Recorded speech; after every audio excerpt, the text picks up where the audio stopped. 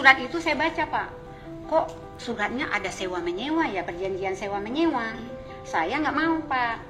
Langsung saya telepon orang kantornya, apa-apaan kalian? Kok sewa menyewa? Saya kan beli. Saya sendiri yang menandatangani di kantornya. Jadi saya dikasih kertas ini aja, 3 lembar karena kebetulan saya ngambil 3 toko. Pada saat pandemi pun saya padahal waktu itu saya rajin membayar uang cicilannya, bahkan ketika pandemi orang-orang meringankan pembayaran, tapi mereka itu enggak. Kalau terlambat sedikit kita ditegur.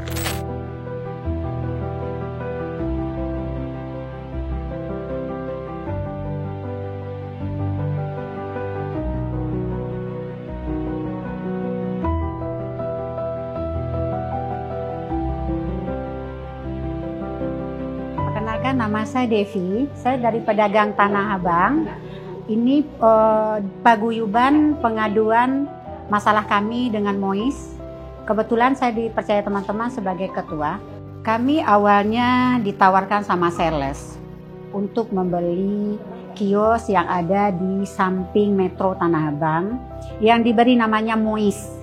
Jadi waktu dia tawarkan ke kami, dia bilang gini, ini yang mau dibangun itu statusnya sama kok dengan blok A dan blok B. Yang ada di pikiran kami waktu saat itu, kalau kami beli di situ, kami kan nggak ngontrak lagi. Dengan harga murah lagi dan bisa dicicil juga 20 kali.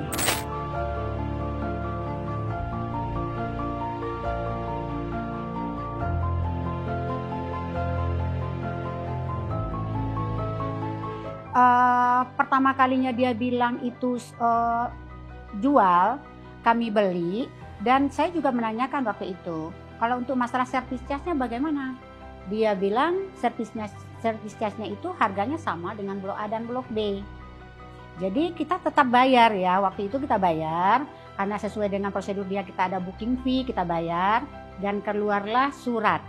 Surat itu kebetulan yang aslinya yang megang teman saya ini. Beberapa kawan yang memegang, jadi pengaduan kami ini, kami menolak untuk diberikan sewa menyewa karena saat kami membayar itu gedung belum jadi, dan saat gedung sudah jadi kami pun dilayangkan sewa menyewa. Kami meminta pembatalan untuk hal itu. Kami inginnya jadinya jual beli SHGB seperti yang dijanjikan di awal sama PT MOIS.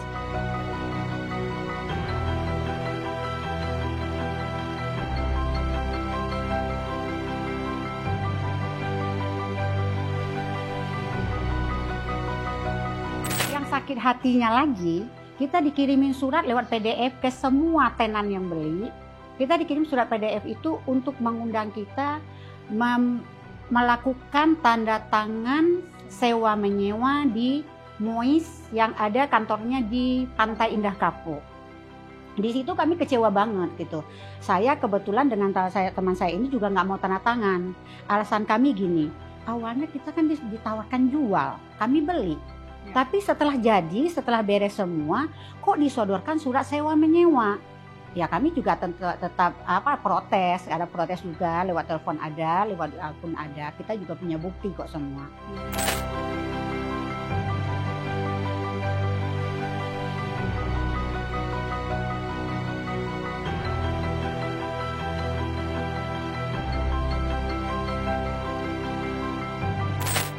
Nah, akhirnya toko kami pun sampai sekarang yang kami cek itu sudah dipakai, sudah ditempatin dan diberikan keterangan kalau kami tidak punya hak lagi apapun atas unit tersebut.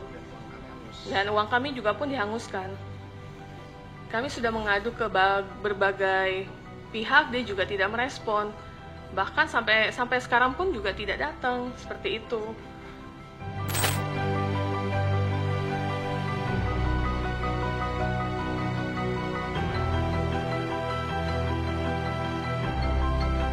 Jadi di sini kami minta tolong ya. Dari kami tuh sebetulnya udah dari wali kota semua kita udah jalankan. Sampailah akhirnya ke sini dengan beberapa bulan ya, 6 bulan, 7 bulan kali ya kita jalan gitu. Jadi besar harapan kami dengan PDIP ini yang terkenal sangat peduli dengan masyarakat. Yang selama ini kami lihat juga sering membantu masyarakat yang berhasil juga. Makanya kami larilah ke PDIP ini.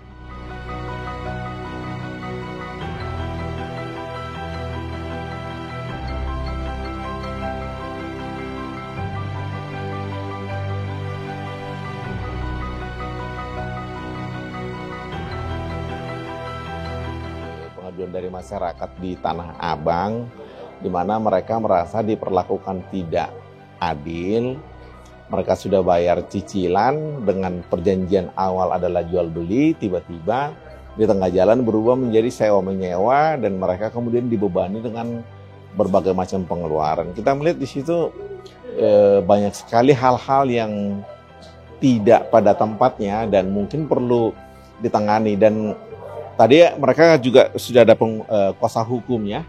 Saya kira itu sudah masuk ke ranah pidana ya. Dan mereka sudah melapor memang ke polisi. Jadi tadi saya pikir itu ranah perdata, tapi sudah masuk ke ranah pidana. Dan mudah-mudahan ini akan ada tindak lanjut. Karena ini saya kira agak berlebihan masyarakat yang tidak mampu juga diperlakukan begitu. Mereka sangat tepatlah datang ke PDI Perjuangan, ke fraksi. Karena kita sangat berkepentingan untuk membela masyarakat yang terpinggirkan, termarginalkan begitu.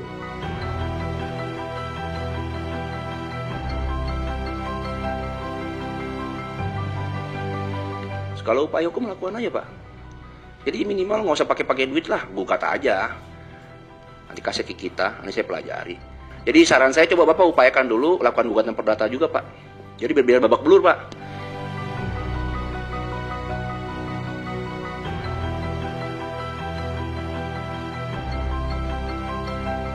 Ada 3 rekomendasi tadi saya sampaikan. Pertama, surat perjanjian itu kan dibuat oleh notaris. Notarisnya saya kira mesti diperiksa itu, dilaporkan baik ke ke organisasi maupun ke dewan etik mereka. Kedua, lokasi itu kan sebenarnya juga tidak jelas begitu kita gali tadi persoalan dari PTSP, kemudian kita melihat apa yang sudah terjadi. Ternyata banyak masalah yang dulu dan kita anjurkan untuk ditutup dulu sementara daerah tersebut karena tidak pada tempatnya, izinnya segala macam tadi menurut PTSP tidak benar, jadi dianjurkan untuk ditutup sementara. Yang ketiga, ya laporan kepolisian itu juga mereka sebaiknya melalui kuasa hukum diminta untuk ditutup dulu karena masih dalam pengawasan kepolisian begitu.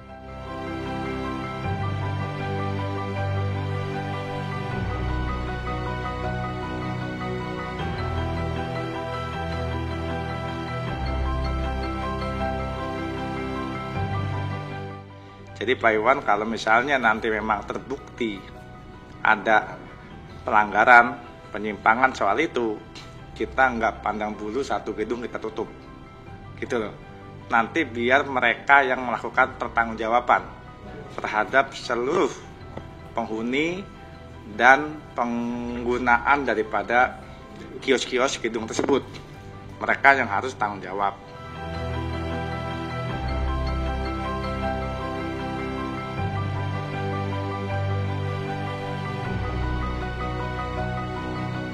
Waktu kita lagi di ruang rapat tadi, support dari majelis yang ada, ketua termasuk dengan dari wali kota, dari Citata ya tadi yang datang ya, kayaknya PTSP ya.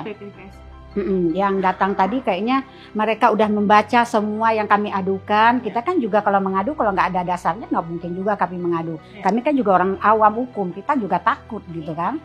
Dengan adanya apresiasi yang bagus, yang menyenangkan tadi ya, kayaknya gimana ya, terbayar sudah rasa capek kami. Walaupun belum ketemu hasil yang maksimal ya, tapi setidaknya kita ketemu solusi gitu. Kita ketemu solusi, kita merasa kayaknya dirangkul sebagai rakyat gitu. Kayaknya kita tuh nggak salah tempat rasanya mengadu. Ya, kami ada rasa ada jalan keluar, kita dibaur. Jadi keadilan itu masih ada di Indonesia ini. Itu yang kita lihat dari respon PDI.